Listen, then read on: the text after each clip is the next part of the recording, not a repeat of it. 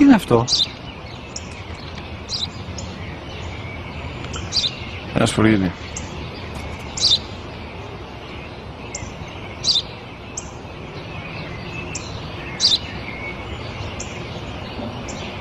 Τι είναι αυτό?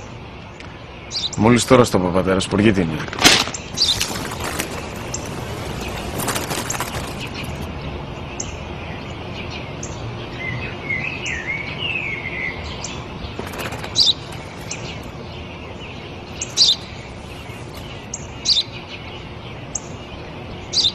Τι είναι αυτό? Ένα σπουργίτη είναι, πατέρα. Ένα σπουργίτη. Σπου-γι-τι!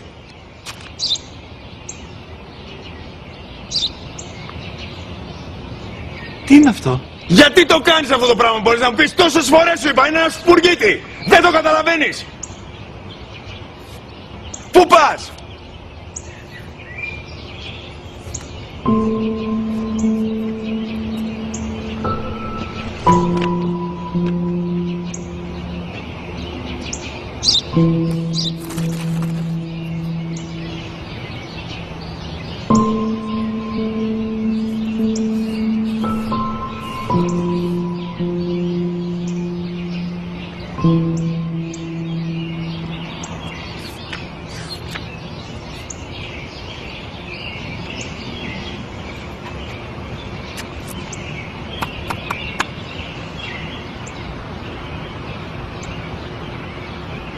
Δυνατά.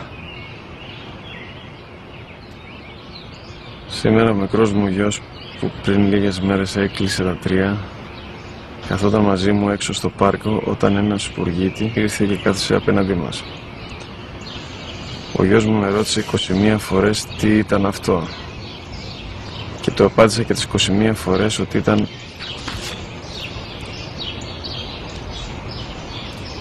ένα σπουργίτη.